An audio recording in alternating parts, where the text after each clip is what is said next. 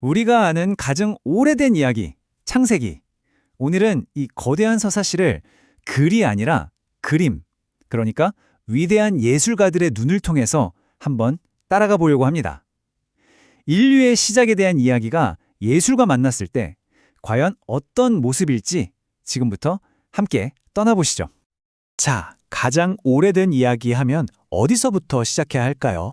이건 그냥 옛날 옛적에 하는 그런 얘기가 아니죠. 우리는 누구인가, 어디서 왔는가 같은 아주 근본적인 질문이잖아요. 수많은 예술가들이 바로 이 질문에 대한 답을, 자신만의 답을 캔버스 위에 평생을 바쳐 그려왔던 겁니다. 아마 많은 분들에게 이 장면 정말 익숙할 거예요. 그쵸? 바로 미켈란젤로의 아담의 창조입니다.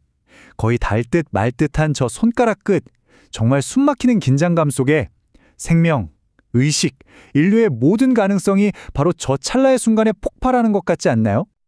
자, 그럼 이제 본격적으로 그 거대한 서사시의 첫 페이지를 함께 넘겨보겠습니다. 근데요, 놀랍게도 이 이야기의 시작은 인간이 아니에요. 바로 우주, 그 자체에서부터 시작됩니다. 미켈란젤로가 포착한 건 바로 이거예요. 아무것도 없던 혼돈 속에서 질서를 만들어내는 그 엄청난 에너지. 왼쪽 그림을 보시면요, 물과 땅을 나누고 있고 오른쪽에서는 해와 달을, 즉 빛과 어둠을 만들고 있죠. 이건 단순히 세상이 이렇게 만들어졌습니다 하는 설명서가 아니에요. 무질서한 세상에 의미와 구조라는 걸 부여하는 그 행위 자체에 대한 깊은 고찰인 셈이죠. 방금 전까지만 해도 온 우주를 만드는 정말 어마어마한 스케일이었잖아요? 그런데 보세요. 갑자기 카메라가 줌인하듯이 아주 개인적이고 조용한 장면으로 확 바뀝니다.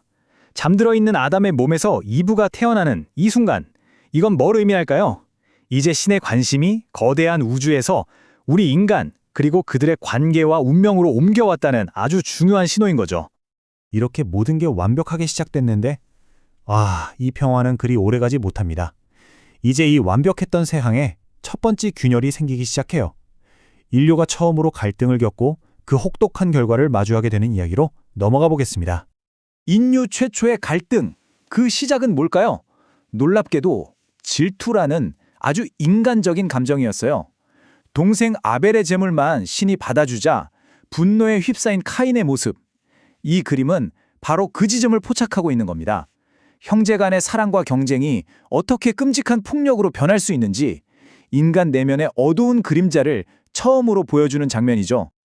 그러니까 한 형제 사이에서 시작된 이 작은 균열이 결국 인류 전체의 타락으로 번져나간 거예요. 그래서 결국 신은 세상을 한번 싹 청소하기로 결심하죠. 바로 대홍수라는 심판으로요. 미켈란젤로의 이 그림 좀 보세요. 살아남으려고 발버둥 치는 저 처절한 모습들. 정말 압도적인 심판 앞에서 인간이 얼마나 나약한 존재인지 그 공포가 그대로 느껴지지 않으세요? 모든 게 이렇게 파멸로 끝나는 것 같았어요. 인류의 이야기는 이게 끝인가 싶었죠. 하지만 바로 이 모든 게 쓸려나간 절망의 잿더미 위에서 이야기는 완전히 새로운 방향으로 흘러가기 시작합니다. 파괴가 끝이 아니었던 거죠. 희망과 새로운 약속의 이야기로 넘어가는 아주 중요한 전환점입니다.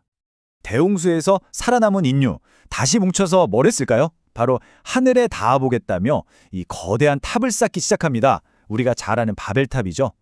피터르 브리얼의 이 그림을 보면 인간의 그 끝없는 야망, 뭉쳤을 때의 그 대단한 힘이 느껴져요.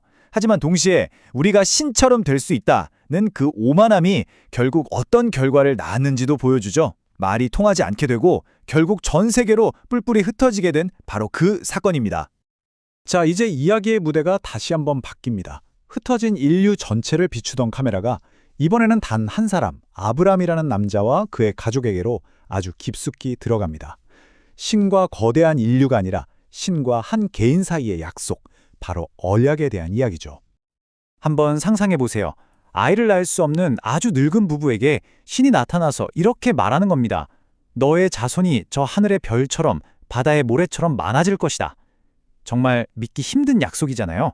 이 비잔틴 모자이크는 바로 그 순간을 담고 있어요. 도저히 불가능해 보이는 약속 앞에서 인간이 보여줘야 하는 것, 바로 믿음에 대한 이야기입니다. 하지만 그 믿음은 곧바로 인간이 감당할 수 있는 가장 혹독한, 가장 잔인한 시험대에 오르게 됩니다. 바로 이 한마디와 함께요.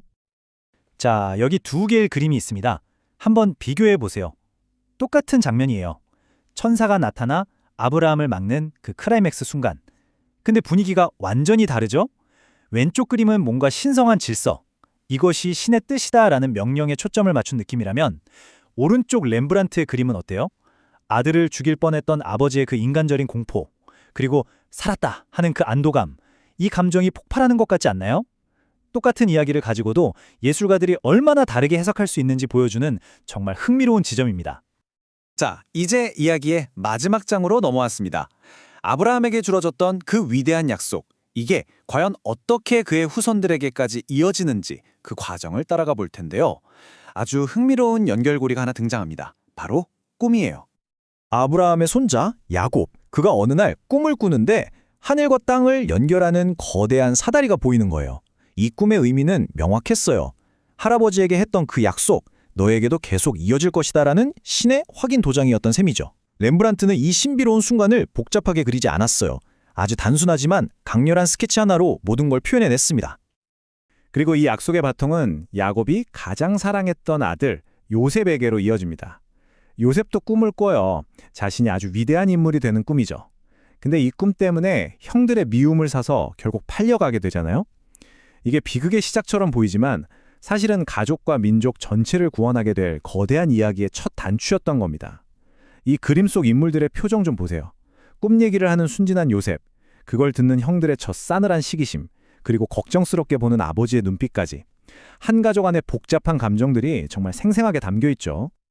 자, 이렇게 창조에서 시작해서 갈등과 파괴, 그리고 약속과 시험을 거쳐 한 민족의 꿈으로 이어지는 긴 이야기를 따라와 봤습니다.